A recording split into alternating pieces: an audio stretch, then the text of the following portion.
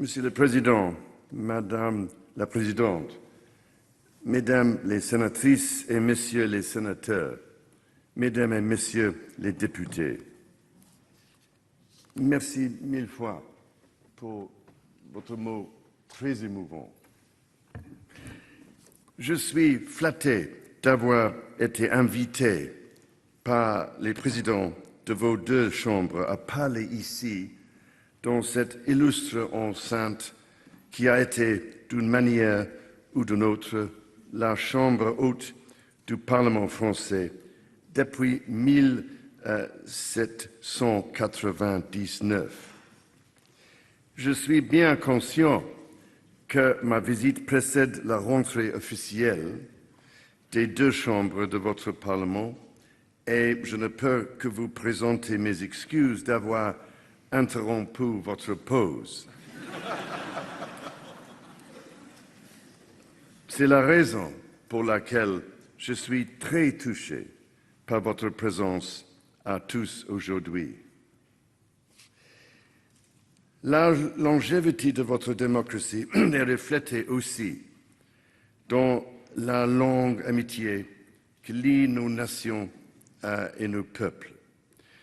Notre partenariat construit sur une expérience partagée demeure absolument vitale alors qu'ensemble nous confrontons les défis de ce monde.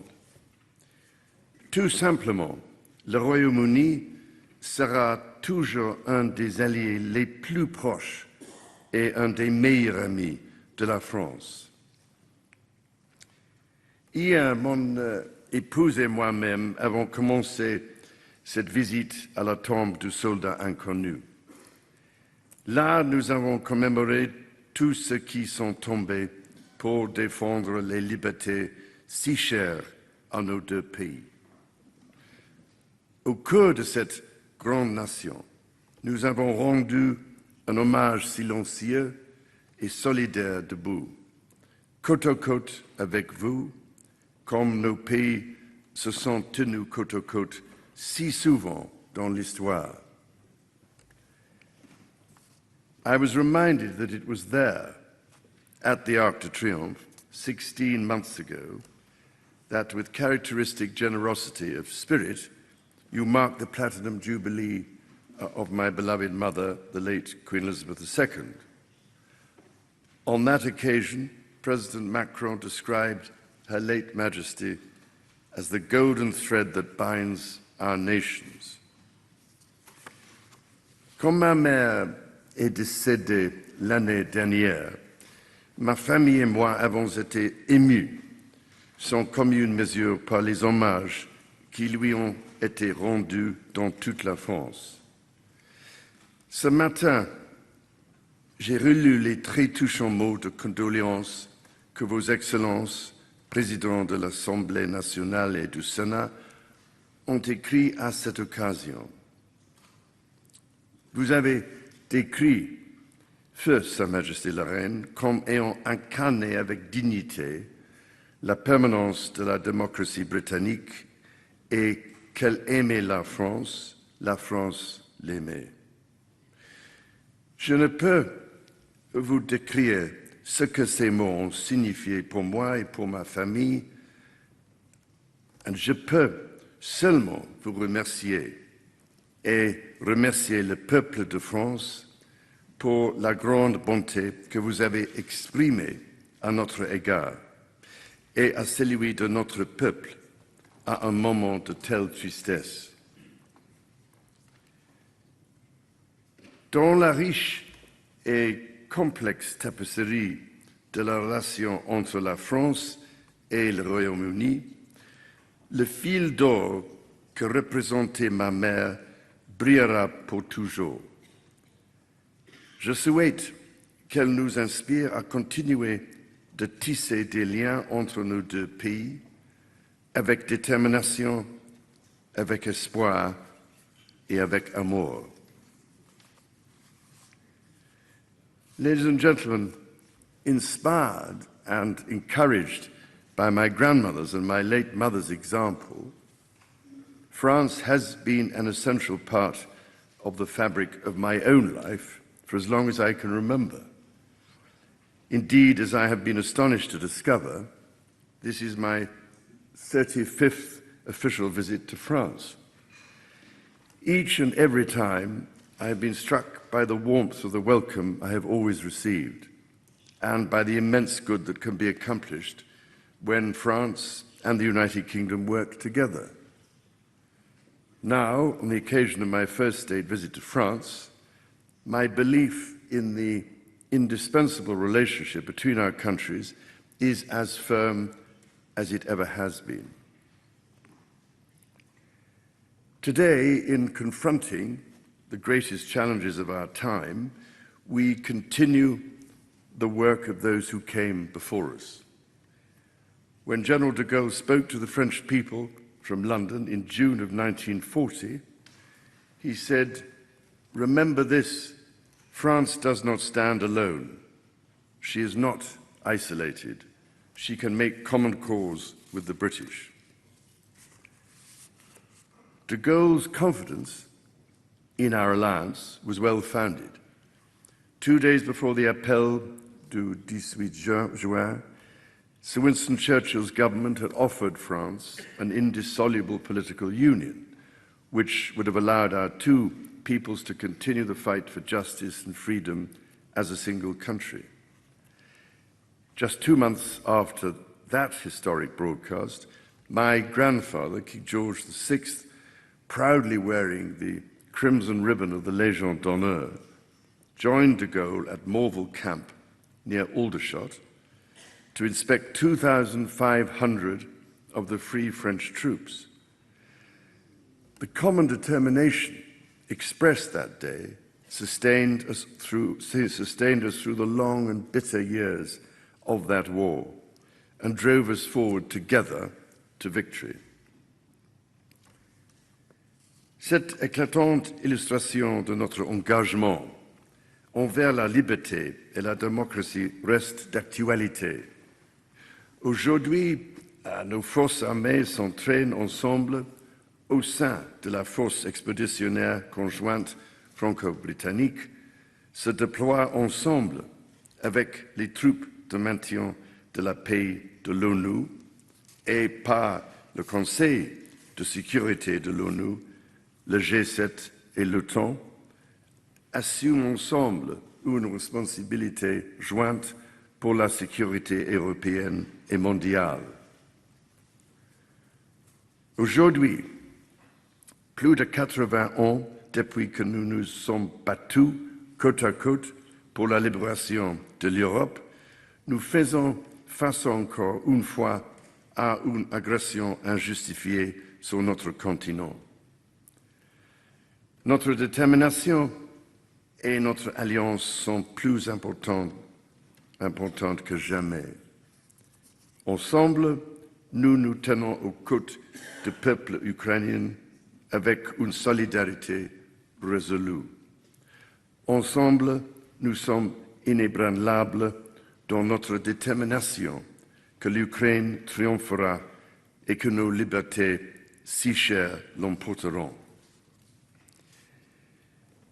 These horrifying events have once more demonstrated the fragility of so much that we hold dear. Just as we stand together against military aggression, so must we strive together to protect the world from our most existential challenge of all, that of global warming, climate change, and the catastrophic destruction of nature. Jacques-Yves Cousteau a dit si sagement, pour la majeure partie de l'histoire, l'homme a dû combattre la nature pour survivre. Dans ce siècle, il commence à comprendre que pour survivre, il doit la protéger.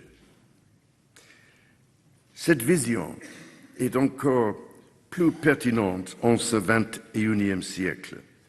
Malgré l'ampleur et la sévérité du défi auquel notre planète est confrontée, il est encourageant de voir les mesures prises par nos gouvernements, nos citoyens et de plus en plus par le secteur privé. Je pense depuis longtemps que nos entreprises peuvent jouer un rôle essentiel en travaillant en partenariat et en harmonie avec nos gouvernements et nos populations, et investir des milliards pour développer les solutions qui permettront une transition réussie vers un monde durable. Avec le président Macron, je rencontrerai cet après-midi des chefs d'entreprise français et britanniques dans la collaboration, l'innovation et les investissements dans une croissance propre et la préservation de notre précieuse biodiversité font partie d'un leadership mondial essentiel. J'ai réfléchi aux opportunités que partagent les membres du Commonwealth et de l'Organisation internationale de la francophonie. J'espère vivement qu'il y aura des possibilités de collaboration future, par exemple pour trouver une façon de renforcer la coopération en matière de développement durable. Greater cooperation for sustainable development. Ladies and gentlemen, Mesdames et our messieurs, two governments are working in nos deux partnership gouvernements to address travaillent en so many partenariat global challenges. afin de relever And tant yet, de défis as à ever, l'échelle mondiale. It is Et our néanmoins, people who are the true comme toujours, driving force of ce our sont nos relationship. peuples qui sont le véritable moteur de notre relation. Our friendship Notre and amitié warm familiarity et nos liens are chaleureux fortified by se each renforcent new à connection chaque between us. nouveau contact entre nous. It is renewed by each newfound joy in the culture On le of the other. retrouve également dans And cette each reminder joie of que how l'on much retrouve we à chaque fois share. dans la culture de l'autre. Et cela nous Millions rappelle à of chaque fois us combien visit nous each partageons other's de countries choses. every Des year. millions d'entre nous se rendent dans nos A pays joy that respectifs we are chaque now année. rediscovering Et c'est une after joie the que disruption nous wrought redécouvrons by aujourd'hui, the pandemic. après la Tens pandémie. of thousands of British rugby fans Des dizaines de milliers de fans de rugby britanniques following their national team suivent actuellement around leur France, équipe nationale enjoying the partout en fantastic France. spectacle of the Et Rugby ils World peuvent Cup. ainsi jouir du spectacle fantastique My son qu'est la and Coupe du monde de daughter-in-law rugby. among them. D'ailleurs, mon fils et ma belle-fille en font partie. Even when our national Et teams même are drawn up lorsque on nos opposite ends équipes of the nationales pitch, se font face sur le they do terrain, so with mutual elles le admiration font and a en shared faisant commitment to the preuve rules of the d'admiration game, mutuelle on et which en portant le I même will say respect only aux règles du jeu. pas de Et coup d'ailleurs, bas je dirais et que simplement le meilleur pas de gagne. coup bas et que le meilleur gagne.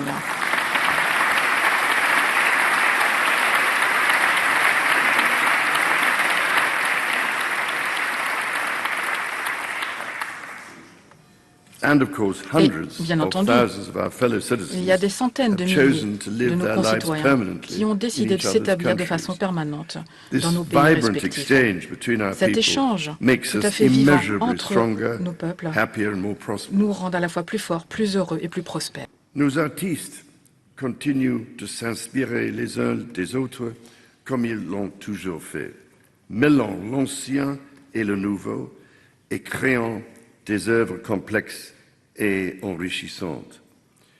Des inoubliables images de Londres de Claude Monet et de Bruyère londonienne qui fascinaient tant les visiteurs français, aux plus récentes représentations sur iPad de David Hockney, des paysages changeants de Normandie, en passant par la collaboration novatrice entre le designer britannique Paul Smith et le musée Picasso à Paris, il existe une universalité dans nos traditions artistiques partagées. En effet, en ce moment même, ma chère épouse célèbre cette collaboration artistique en lançant le premier prix littéraire franco-britannique qui récompense des œuvres de fiction contemporaine exceptionnelles publiées en français et en anglais à l'extraordinaire Bibliothèque nationale de France. Tomorrow, my wife and I will visit Demain, Bordeaux, mon épouse et moi-même nous rendrons à first city to Bordeaux, be twinned with a British la première city, ville Bristol, jumelée avec une in ville au 1947. Royaume-Uni, Bristol. C'était en This shared link 1947. is just Ce one lien commun of a countless n'est number qu'un of lien connections between our parmi towns and cities, la grande quantité our de connexions qui communities, existent our entre businesses, nos villes, nos and our villages, nos educational communautés, establishments. nos entreprises et nos établissements It is d'enseignement. our people, Ce sont through nos all peuples that they do together, qui, grâce à who toutes are ces writing actions each new chapter menées of communément, our history, qui so écrivent that a more chaque secure, nouveau more chapitre de prosperous notre world histoire, might be the afin inheritance que of the nous next puissions generation. léguer aux prochaines générations un Our monde young plus people must, prospère, plus therefore, sûr. be at the heart Et les jeunes of our doivent donc shared être au endeavors. cœur de nos entreprises communes. Ce matin, je me réjouis donc de rejoindre des jeunes du 19e arrondissement de Paris et de Saint-Denis qui sont aidés dans leur insertion professionnelle par le biais d'initiatives associatives. En soutenant des jeunes, nous investissons dans notre avenir. Un investissement qui sera remboursé d'innombrables fois. Monsieur le Président, Madame la Présidente, Mesdames les sénatrices et Messieurs les sénateurs, Mesdames et Messieurs les députés, il y a près de 120 ans, mon arrière-grand-père, le roi Édouard VII, s'est engagé au nom du Royaume-Uni pour l'entente cordiale et le lien entre nos deux pays. Ce lien fut sanctifié par les sacrifices incommensurables du siècle dernier et poli par chaque exemple de notre projet commun. Aujourd'hui, il est entre nos mains, après avoir été transmis avec fierté de père en fille, de mère en fils, tout comme il a été à travers les générations de ma propre famille. Pendant le temps qui m'est accordé en tant que roi, je m'engage à faire tout ce qui est en mon pouvoir pour renforcer la relation indispensable entre le Royaume-Uni et la France. Et aujourd'hui, je vous invite à vous joindre à moi dans cet effort. Ensemble, notre potentiel est illimité. C'est pourquoi nous devons chérir et entretenir notre entente cordiale. Renouvelons-la pour les générations futures afin qu'elle devienne, je le propose, également une entente pour la durabilité, pour répondre plus efficacement à l'urgence mondiale en matière de climat et de biodiversité.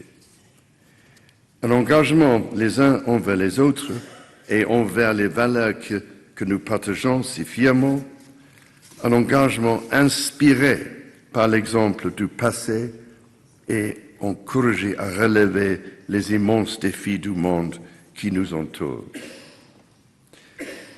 En tant que voisins, amis, partenaires et alliés, il n'y a pas de défi que nous ne puissions relever, comme nous l'avons fait si souvent par le passé. Allons de l'avant avec espoir et courage et faisons-le ensemble. Merci.